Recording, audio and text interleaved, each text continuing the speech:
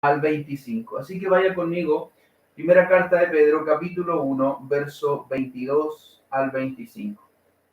Dice la palabra de nuestro Señor: habiendo purificado vuestras almas por la obediencia a la verdad, mediante el Espíritu, para el amor fraternal no fingido, amaos unos a otros entrañablemente de corazón puro, siendo renacidos no de simiente corruptible, sino de incorruptible, por la palabra de Dios que vive y permanece para siempre. Porque toda carne es como hierba, y toda la gloria del hombre como flor de la hierba. La hierba se seca y la flor se cae, mas la palabra del Señor permanece para siempre. Y esta es la palabra que por el Evangelio os ha sido anunciada. Entonces, en este punto, cerrando y concluyendo el capítulo 1, aunque la idea general vamos a terminarla en el versículo 3, porque recuerde que hemos visto desde el verso 13 hasta el verso 3 del capítulo 2 que hay 5 imperativos, que hay 5 mandatos y que nosotros encontramos. Por ejemplo, el verso 13 ya lo estuvimos viendo, que dice que debemos esperar. Es un mandamiento, es un mandato, es un imperativo para nosotros. Ceñid los lomos de vuestro entendimiento, sed sobrios y esperad por completo la gracia de Dios. Esperad. Un segundo mandato, un imperativo que nosotros también tenemos es el versículo 15, que debemos ser santos, ser santos. Después tenemos otro imperativo que es en el versículo 17, conducíos en temor, conducíos en temor. Y luego nosotros encontramos hoy día un cuarto imperativo que es amaos unos a otros. Y después, por último, Dios mediante, el próximo domingo estaremos cerrando esta idea de 5 imperativos que el apóstol Pedro nos manda, que es el versículo 2 del capítulo 2, desead. Desead como niños recién nacidos la leche espiritual no adulterada. Entonces, mis hermanos, hoy día concluyendo con el capítulo 1, pero dejando abierta una ventana para concluir así con toda la idea general el próximo domingo, hoy día vamos a hablar de que nosotros debemos amarnos los unos a los otros porque somos renacidos y purificados por la palabra de Dios. Repito, debemos amarnos los unos a los otros porque somos renacidos y purificados por la palabra de Dios. Mis amados hermanos, en estos versículos el apóstol habla de esta relación entre los creyentes, entre nosotros. Es probable que el amor, como el temor a Dios, sea un elemento aquí imprescindible de la santidad que Pedro nos demanda en el versículo 15. Así como el temor a Dios, también nosotros debemos amarnos unos a otros, y esto tiene mucha relación con lo que Pedro nos dijo en el versículo 15 sobre que debemos ser santos en toda nuestra manera de vivir, es decir, consagrados para Dios. Por lo tanto, este mandato de amarnos unos a otros tiene mucho que ver con una vida piadosa, una vida de santidad para Dios, consagrados para Dios. Así como existe esta relación entre la esperanza, que leemos en el versículo 21, y la purificación, que leemos también en el verso 22, la obediencia aquí es paralela, entonces. El amarnos unos a otros, esto es paralelo a la santidad, ¿cierto? El apartarnos para Dios, el vivir en temor para Dios. Según el verso 17, conducíos en temor todo el tiempo de vuestra peregrinación. Es por eso que Pedro entonces nos está empujando, nos insta a demostrar esta santidad amando a nuestro prójimo. Eso es lo que dice el verso 22. Habiendo purificado vuestras almas por la obediencia a la verdad mediante el Espíritu. Y después dice el propósito de ese lavamiento, de esa limpieza, de esa purificación para el amor fraternal, y dice no fingido.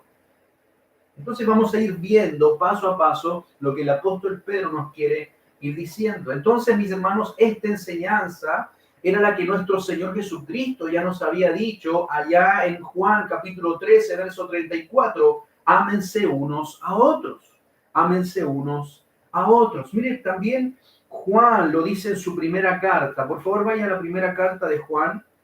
Vamos a ver el capítulo 3, la primera carta de Juan, capítulo 3. El versículo 23. Primera carta de Juan, capítulo 3, verso 23. Juan dice, y este es su mandamiento, que creamos en el nombre de su Hijo Jesucristo y nos amemos unos a otros como nos lo ha mandado.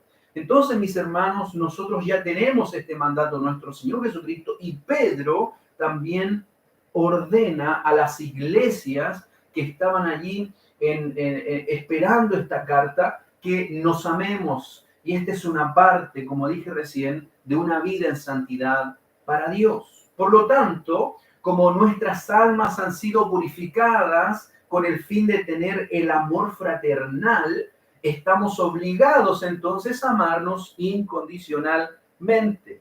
Wow, dices tú, pero eso es difícil porque dentro de la iglesia, dentro de una congregación, hay un montón de personas y cada una tiene una forma de visión distinta en el sentido de que le gustan algunas cosas y por ahí vamos a tener conflictos. Bueno, de eso se trata que Dios nos ha unido en un cuerpo y específicamente una iglesia local donde todos somos diferentes.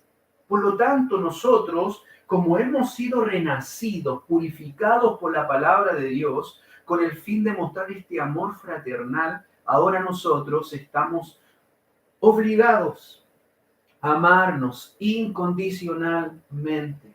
Mis hermanos, mis hermanas, nosotros fuimos purificados cuando obedecimos a la verdad de Dios. Por lo tanto, ahora el amor es posible. ¿Por qué? Porque hemos renacido de una simiente eterna de la palabra de Dios, ya no con nuestra cosmovisión personal del mundo o de alguna idea que nosotros traíamos de nuestras familias, sino que ahora nosotros somos hijos, hermanos, amados, ¿cierto? Porque hemos renacido de una simiente eterna, según la palabra de Dios. Entonces Pedro, vuelva conmigo a Pedro, a la primera carta, en la primera frase del versículo 22 dice, habiendo purificado vuestras almas. Pedro entonces escribe a sus lectores, y en este caso nosotros también, que estamos en este tiempo, que nosotros y a todos sus lectores ya se han limpiado moralmente en este caso. Entonces ya nos hemos limpiado. Por lo tanto, la pureza en nosotros, provocada por la palabra de Dios, va a causar un amor que no es fingido, un amor de interno, de verdad, un amor de corazón. Este versículo señala que el amor humano comúnmente es motivado por intereses personales. Esto lo deja ver entre líneas. Habiendo purificado vuestras almas por la obediencia a la verdad mediante el Espíritu, para el amor fraternal no fingido. Lamentablemente nosotros como seres humanos, motivados a amar a alguien, lo hacemos no de forma incondicional muchas veces, sino lo hacemos por un interés personal. Y eso es lamentable entre nosotros. Eso es lamentable. Porque nosotros debemos amar como Cristo nos amó. Eso es el mandato del Nuevo Testamento constantemente, pero nosotros no amamos de esa forma. Cristo nos amó incondicionalmente. ¿Qué vio bueno en nosotros cuando Dios nos decidió amar? ¿Vio algo bueno en nosotros? ¿O vio una persona llena de pecado, llena de odio, de rencor, de murmuración, de envidia, de celos en nuestro corazón? Claro que sí, vio todo aquello y mucho más. Pero Dios nos amó. De tal manera Dios nos amó que Él estuvo dispuesto a entregar y a llevar a un sacrificio a su propio Hijo perfecto, santo, intachable, glorioso, amoroso, misericordioso, santo, santo, santo. Y nosotros, siendo lo más vil y lo más pecador del mundo, Dios nos decidió amar. Y ese es el llamado a la iglesia que debemos amarnos de esta manera. Pero nosotros, en nuestro corazón, que está corrupto por el pecado, lamentablemente, aún que nosotros hemos sido regenerados y Dios ha transformado la disposición de nuestro corazón, aún así quedan vestigios de ese pecado en nosotros. Comúnmente, nuestro amor es motivado por intereses personales. Pedro entonces da el mandato de amor dentro de un contexto teológico de la purificación y del renacimiento de los creyentes que experimentan cuando somos convertidos. Entonces, dentro de esta enseñanza que Pedro está hablando aquí del renacimiento, de la regeneración, de la purificación, habla también de este amor. Dentro de la semana, los días jueves a las 21 horas, nosotros todos estamos estudiando sobre este orden de la salvación.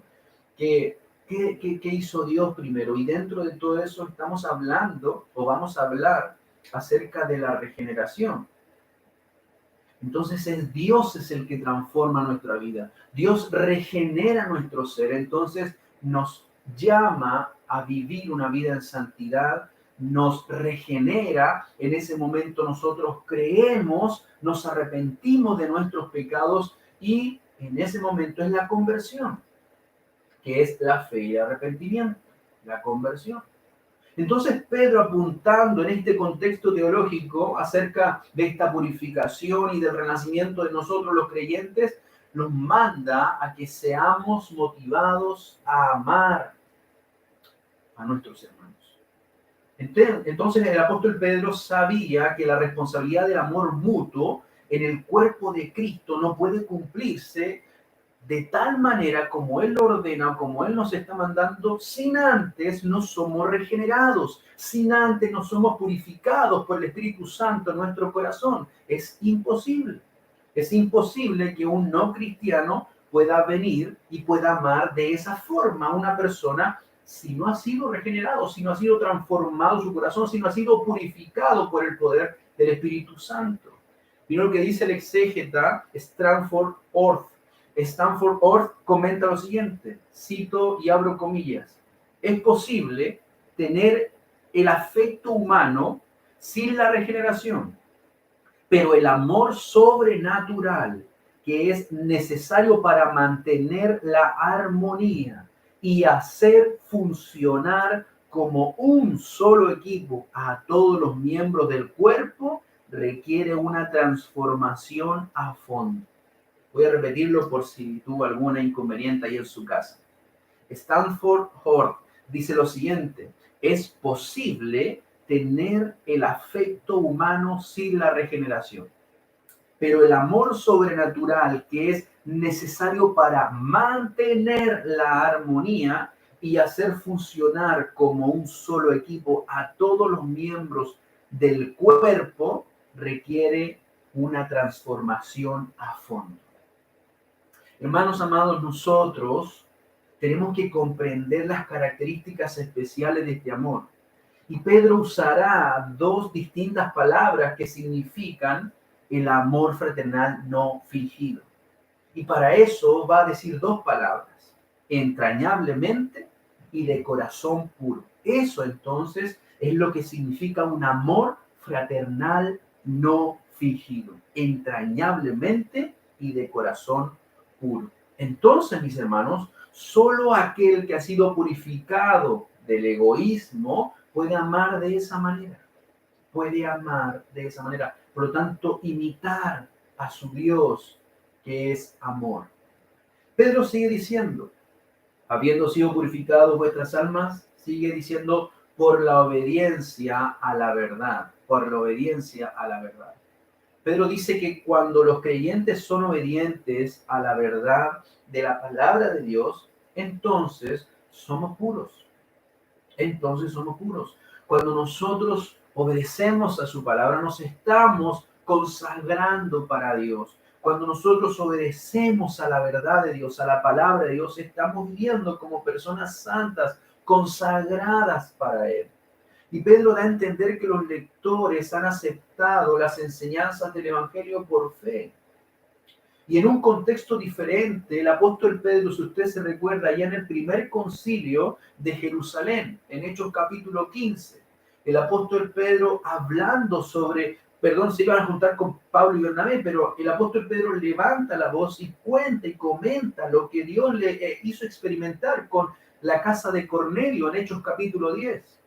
Y el apóstol Pedro, allí en Hechos 15:9, dice lo siguiente, que Dios ninguna diferencia hizo entre nosotros y ellos, purificando por la fe sus corazones. Dios no hizo ninguna diferencia, purificando por la fe sus corazones. Mis hermanos, cuando obedecemos a la palabra de Dios, expresamos nuestro amor no solamente a Dios, sino también al prójimo, a nuestro prójimo. Cuando obedecemos a la palabra de Dios, expresamos nuestro amor no solamente a Dios, sino también a nuestro prójimo. Y vaya conmigo a Mateo 22. Y el Señor Jesucristo, hablando sobre esto, allí en el gran mandamiento, la regla de oro, también llamado por muchos, en el verso 37, dice de Mateo 22, verso 37, dice el Señor Jesucristo, amarás al Señor tu Dios con todo tu corazón, con toda tu alma y con toda tu mente. Este es el primero y grande mandamiento, verso 39. Y el segundo es semejante. Amarás a tu prójimo como a ti mismo. En esto se resume los 10 mandamientos. Los 4 primeros mandamientos hablan sobre la relación, ¿cierto? Esta relación con Dios, correcta relación con Dios, de someterse a Él, de reconocerlo a Él. Los 6 mandamientos siguientes hablan acerca de cómo yo me relaciono con mis hermanos, con mis pares. Por lo tanto, allí se resume toda la ley, los 10 mandamientos, amar al Señor nuestro Dios con todo lo que somos, con todo nuestro ser, y a nuestro prójimo como a nosotros mismos. Es imposible, dice Juan en su primera carta, que yo diga que amo a Dios cuando no lo veo, y que veo a mi hermano y lo aborrezco. Eso no es correcto, eso no es un hijo de Dios. ¿Cómo puedo amar a Dios que no veo y puedo aborrecer a mi hermano que lo estoy mirando? Eso no es lógico según el mandato de nuestro Señor Jesucristo. El propósito, entonces, que nosotros vemos aquí en el Nuevo Testamento, son estas palabras que el apóstol Pedro nos da y nos dice que el prójimo y hermano tiene esta misma vigencia en cuanto al mandamiento de amar. Por lo tanto, nuestro prójimo, nuestro hermano, en este caso, es el mandato a quien debemos amar. Sin embargo, en el contexto de las epístolas del Nuevo Testamento, la palabra hermano tiene un significado espiritual y se refiere a hermanos y hermanas en Cristo. Y este amor fraternal debe ser sincero a mis hermanos. Debemos amarnos sinceramente, de un corazón puro. Entonces, un propósito de nuestra purificación fue que Dios iba a producir en nosotros este amor fraternal, sin hipocresía, sin hipocresía. Por eso Pedro nos exhorta a nosotros, Dios, por medio de su palabra, a que nos amemos. Nos amemos. Amaos unos a otros, sigue diciendo el apóstol Pedro. Habiendo purificado vuestras almas por la obediencia a la verdad, mediante el Espíritu, para el amor fraternal no fingido, amaos unos a otros. Pedro aquí excluye esta posibilidad de que miembros de la comunidad cristiana sientan solamente simpatía unos por otros, sin llegar a amarse unos a otros profundamente, de todo corazón. Hermanos, somos llamados a no solamente sentarnos y ser simpáticos con nuestros hermanos. No, somos llamados a amarnos, a amarnos. Usted sabe lo que es el amor bíblico. ¿Para qué vamos a entrar en eso ya? Entonces, ¿cómo amo a mi hermano? Bueno, usted sabe cómo debemos amarnos según la Escritura. Debemos entregar tiempo, debemos tener un momento, ¿cierto?, de dolor, llorar con ellos, compartir el pan con ellos si está pasando necesidad de hambre. Debemos expresar ese amor, negarnos a nosotros mismos para que mi hermano pueda estar bien, pueda estar mejor. Somos llamados a amarnos, ese amor de entrega. Entonces Pedro repite el mandamiento dado primeramente por nuestro Señor Jesucristo cuando iba a ser traicionado, según Juan capítulo 13. Enseñada también por los apóstoles. Pablo también habla sobre este amor. El mismo Pedro que está hablando acá en su carta. Juan también en su primera carta habla de esto. Esa palabra dice amaos. Esta palabra amaos es agapao, la palabra griega agapao. Y esta palabra agapao expresa el amor de Juan 3:16. De tal manera amó Dios al mundo. De tal manera amó Dios al mundo. ¿Qué manera amó Dios al mundo? Que entregó a su Hijo unigénito. Entregó todo lo más precioso, lo más valioso para el Padre. Lo entregó por amor a los escogidos, por amor a aquellos que iban a ser de su pueblo. Y esta palabra agapao es un amor producido única y exclusivamente por el Espíritu Santo. Ese amor ama a pesar de las características que no son atractivas para nosotros de mi hermano, a pesar de una enemistad y el pecado de la otra persona, porque somos seres humanos renacidos según la simiente de Dios por la palabra de Dios, que estamos en una iglesia, pero tenemos características distintas, somos seres pecadores iguales. Pero este amor producido y provocado única y exclusivamente por el Espíritu Santo nos insta a amar a pesar de las características no atractivas de mi hermano y de mi hermana, a pesar de la enemistad y el pecado de la otra persona.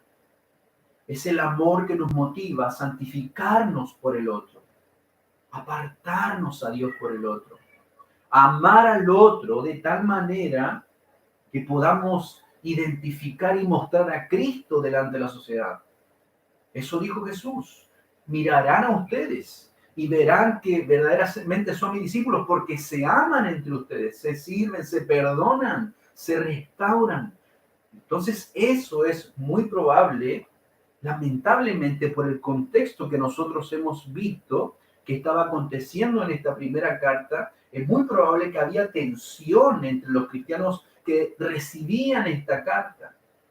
Hermanos, yo pienso, y yo capaz que usted también lo haga, pienso que es una reacción del ser humano que es natural de cada persona, que cuando estamos bajo presión, cuando hay pruebas difíciles, reaccionamos de manera no muy amable, ¿sí? Usted lo ha visto quizás en este periodo de donde está encerrado y de repente por falta de trabajo, quizás o por alguna inseguridad del futuro, de lo que usted estaba planeando, hay una cierta tensión, hay una cierta complicada ambiente, un complicado ambiente donde usted se desarrolla en su casa. Entonces usted realmente no reacciona de manera muy amable. Bueno, Pedro nos dice que debemos amar a los que están demostrando ese viejo hombre en medio de la crisis. Pero ¿cómo es posible? ¿Cómo yo voy a amar a este hombre, a esta mujer? Pero mira cómo está reaccionando. Debemos amar. Ahora, es muy distinto dejar, ¿cierto?, que la cosa pase. No voy a decir nada para no pelear. De repente sí es bueno hacer decantar la emoción y después solucionar el tema. Pero mis hermanos, nosotros somos llamados a amar a pesar de lo que estemos viviendo y experimentando. Y es muy posible que habían tensiones en medio de la prueba allí. Pedro dice entonces cómo debemos amarnos. Un amor fraternal no fingido, amados unos a otros. Y la forma dice entrañablemente. La palabra entrañablemente viene del griego ektenos. Ektenos con K, ektenos. Y esta palabra es un adverbio de modo, que quiere decir que debemos amarnos con un sumo cariño a nuestro hermano. Es decir, con máximo, con lo que más podamos. Es increíble, esto es maravilloso. Debemos amar a mi hermano con un sumo cariño. Debemos amar con la mayor ternura. Debemos amar con la mayor ternura. Además, esta palabra ektenos es una palabra compuesta, ek, que significa fuera, y teino, que significa estirar, tensar. De aquí nosotros tomamos esta palabra que la idea castellana es para tensión. Entonces, debemos amar con esa hasta lo máximo. Tensión, teino es la palabra castellana donde viene tensar, tensión, estirar. Entonces, la palabra éctenos o entrañablemente es la idea de actuar con el ánimo correcto de no desistir en el esfuerzo de amar a mi hermano. ¿Me escuchó bien? Es actuar con el ánimo correcto de no desistir en el esfuerzo de amar a mi hermano. Es un esfuerzo porque a pesar de que es complicado y hay personas que somos pecadoras, entonces debemos esforzarnos, apartarnos para Dios, orar a Dios, Señor, ayúdame a amar a mi hermano, a mirarlo como tú lo ves, aunque sea difícil de soportar. Por eso dice al final del versículo, de corazón puro. Entrañablemente es amar con un amor entonces tierno, pero con un sumo cariño y de esforzarme para amarlo y no desistir. Es estirar al máximo mi amor por mi hermano. Esa es la forma. Y hermanos, nuevamente repito, la única manera de poder llegar a ese amor es santificándonos por la palabra de Dios, es siguiendo el mandato de nuestro Señor, es conociendo a Dios por medio de su palabra, es estar con Él en el secreto. No lo vemos, quizás no sentimos cosas en la intimidad, pero nosotros tenemos su palabra y Dios, como dice el escritor de los Hebreos, se ha manifestado y nos ha hablado de distintas maneras a nuestros padres, por los profetas se ha revelado, manifestado, y la máxima expresión de la manifestación gloriosa de Dios es por el Hijo Jesucristo, por nuestro Señor Jesucristo. Pero Jesucristo no está aquí físicamente como estaba con los discípulos. Dice la Escritura que está a la diestra de Dios el Padre intercediendo por nosotros, y Él ha derramado con el Padre el Espíritu Santo, quien habita en nuestros corazones. Pero aquí en la palabra de Dios, aquí en su santa palabra, nosotros estamos conociendo a Cristo y su voluntad. Entonces, profundizando en su palabra, es la única forma, la única manera que nosotros podamos expresar ese amor por mi hermano. El comentarista Kistemaker, Simón Kistemaker, dice lo siguiente: esto nos señalan el alcance y la seriedad del amor. Cuando ese amor está presente, Él mismo borra las tensiones, anula la enemistad y destierra el odio. Qué hermosa palabra, hermano Simón Kistemaker. Nuevamente la repito, esto nos señala el alcance y la seriedad del amor. Cuando ese amor está presente, Él mismo borra las tensiones, anula la enemistad y destierra el odio. ¿Cuántas veces te has expuesto en el perdón a tu hermano? Si te ha pedido perdón, si has fallado delante de Dios y te ha dañado, ¿cuántas veces has expresado ese perdón? ¿O cuántas veces tú has ido donde tu hermano y has demostrado ese amor? Eso es el amor entrañable que debemos poner en práctica. Sigamos el verso 23. El apóstol Pedro sigue diciendo: siendo renacidos no de simiente corruptible, sino de incorruptible por la palabra de Dios que vive y permanece para siempre. Siendo renacidos. Pedro nos dice la causa por la cual podemos amar a los hermanos. Pedro también nos hace ver que el proceso de nacer de nuevo, los creyentes somos pasivos, no estamos activos, es lo mismo. Por eso la aplicación sobre un nacimiento, tú no buscaste nacer, tus papás buscaron que tú nacieras. Por lo tanto, en el nacimiento, en el nuevo nacimiento, nosotros somos pasivos, porque es un nacimiento de nosotros.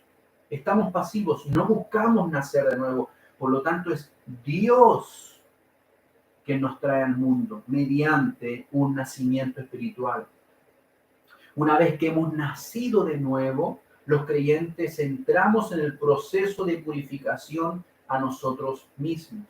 Allí nosotros, como la oración de nuestro Señor Jesucristo, Padre, santifícalos en tu verdad. Y ahí está la palabra santificación. Y la santificación no es un instante, como la justificación, como la regeneración, ¿cierto? Sino que es un proceso. La santificación es el proceso de crecimiento del cristiano en todo su caminar, en toda su peregrinación hasta cuando Cristo venga.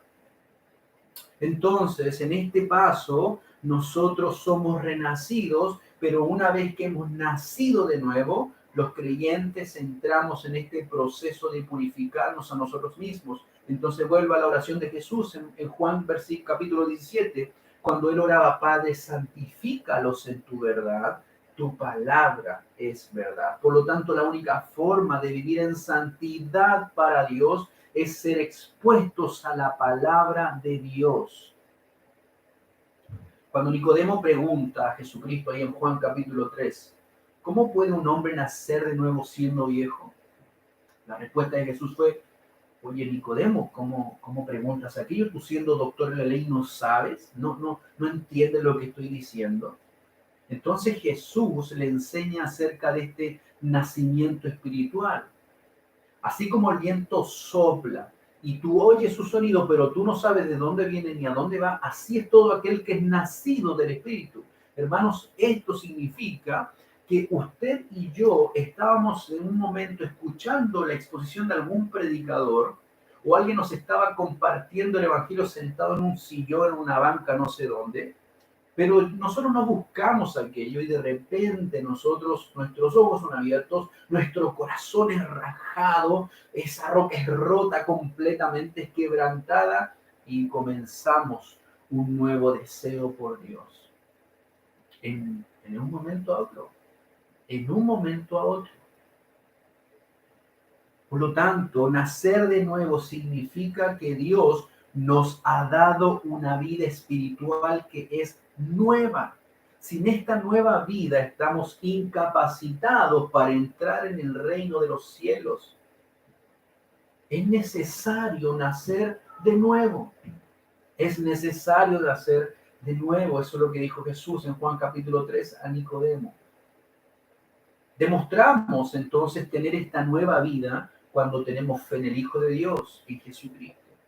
En ese momento, después de que Dios nos regenera nuestro corazón, el Espíritu Santo obra una nueva vida, implanta en nosotros el principio de la nueva vida. Entonces nosotros en ese momento creemos en el Hijo de Dios y somos renacidos. En ese momento nosotros nos convertimos en hijos de Dios, porque creemos y nos arrepentimos, que eso es igual a la conversión. Entonces, en el texto griego indica que nuestro renacimiento espiritual fue en el pasado, pero que tiene un significado perdurable en el presente y en el futuro. No es que dejamos de nacer. Es que por eso la salvación permanece para siempre en nosotros, no porque nosotros hemos guardado en el sentido con nuestras propias fuerzas. Juan 10 nos dice que Jesús, el buen pastor, nos tiene en sus manos. Romanos capítulo 8, nada nos puede separar del amor de Dios en Cristo Jesús. Entonces, nosotros nacemos no de una simiente incorruptible, sino de una incorruptible. Eso sigue diciendo Pedro. Siendo renacido no de simiente corruptible, sino de incorruptible. Pedro va a describir acá el renacimiento primeramente en términos negativos y luego en términos positivos. No me refiero a que algo es bueno y malo, sino que en el sentido de que es positivo, es que nosotros nacimos, y negativo es que nosotros morimos a nuestros pecados. Jesús le dijo a Felipe y a los griegos en Juan capítulo 12, si el grano de trigo no cae en la tierra y muere, queda solo, pero si muere, lleva mucho fruto. Entonces, eso es lo que significa nuestra vida. Caemos a la tierra, morimos en el sentido negativo y volvemos a vivir llevando mucho fruto. Entonces, la palabra de Dios es imperecedera. Genera, da vida, nutre y sin embargo permanece inalterable en este proceso. No cambia, no va a morir. Su palabra permanece para siempre, lo que después sigue diciendo abajo, en los versículos 24 y 25 Pedro. Por lo tanto, mis hermanos, la simiente es la naturaleza divina de Dios que reside dentro del Hijo de Dios. La simiente es la naturaleza divina de Dios que reside dentro del Hijo de Dios. Y Pedro vincula la simiente imperecedera con la palabra de Dios, que vive y permanece. Esa simiente imperecedera, incorruptible, no perece, porque la palabra de Dios vive y permanece para siempre. Esa viva simiente en nosotros vive y permanece para siempre. No se agota, no se agota. Dice, por la palabra de Dios que vive y permanece para siempre. Aquí el enfoque en la palabra de Dios indica que continúa haciendo efecto, viva y eficaz, dice Hebreo. La palabra de Dios es viva y eficaz. En humano, cada uno de nosotros, llegamos a ser cristianos por medio de escuchar y obedecer la palabra de Dios. Su salvación se debe a esta simiente que nos hizo nacer de nuevo en una nueva criatura. Esta palabra es viva y por eso puede dar vida. Es eficaz, por eso es eficaz en lo que va a hacer. La palabra permanece y entonces la vida que da es una vida eterna. Esta semilla entonces no deja de dar fruto en nuestra vida. Constantemente, nuestro crecimiento espiritual avanzamos y comienza Dios, su Espíritu Santo, a obrar fruto en nuestras vidas. Produce amor, produce paz, mansedumbre, templanza. Ese es el fruto del Espíritu Santo en nosotros. Es el fruto del amor el que Pedro manda. Entonces el nacimiento físico produce una vida que termina como la hierba y como la flor, pero la nueva vida continúa. Y finalmente la misma palabra que produce y conserva la vida también hace crecer nuestras vidas como individuos cristianos, como hijos de Dios, hacia la madurez espiritual. Hermosa esta palabra. Pedro nos llama a amar a nuestros hermanos. Pedro nos dice que hemos renacido, no de simiente corruptible, sino una simiente incorruptible. Esta palabra que provoca vida en nosotros, nos dice Pedro que de esa misma vida nueva debemos expresar este amor entrañable, un amor de un corazón puro. Termina diciendo el apóstol Pedro, versículos 24 y 25, porque toda carne es como hierba, y toda la gloria del hombre como flor de la hierba. La hierba se seca y la flor se cae, mas la palabra del Señor permanece para siempre. El apóstol Pedro apela a las escrituras del Antiguo Testamento para comprobar sus enseñanzas. Constantemente usted se va a dar cuenta que Pedro cita a Isaías en muchos momentos de la carta. Toda carne es como hierba. Esto quiere decir que nuestra vida, el ser humano, es frágil. Y la fragilidad del hombre se compara con la hierba que hoy está aquí y mañana ya no está. Mis hermanos, en este tiempo nos hemos dado cuenta de la fragilidad de nosotros. Mire, hay una frase que escuché del pastor Sugel Michelet, que él decía, ¿cuántos durmieron hoy día? 6 u 8 horas. Y algunos levantaban la mano. Si él pregunta, ¿te diste cuenta que el mundo siguió funcionando mientras tú dormías? Hermanos, y eso es una verdad. Nosotros no tenemos control absolutamente de nada. Hoy día desperté y el mundo seguía funcionando. Tal cual como Dios permite y Él lo hace funcionar, porque él está en control de todo. Mis hermanos, nosotros somos tan limitados, somos frágiles, aunque nos queramos ver como fuertes, valientes, sabios. No, nosotros somos frágiles, somos muy frágiles y dependemos de la misericordia de Dios. Por lo tanto, toda carne es como la hierba. Y después sigue diciendo, y toda la gloria del hombre como flor de la hierba. La hierba se seca y la flor se cae. La belleza entonces de la flor es de corta duración.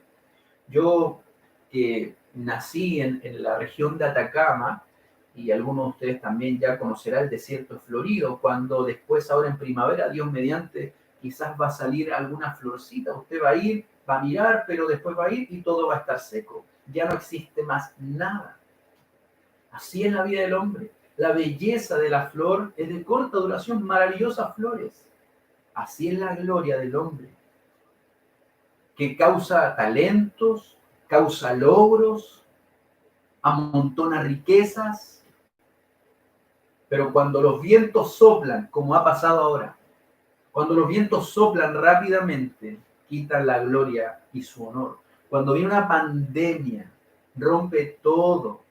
Mis hermanos, Pedro no da la razón de la desaparición de la gloria del hombre porque nosotros somos frágiles. Entonces él dice, así es el hombre. Y da la razón.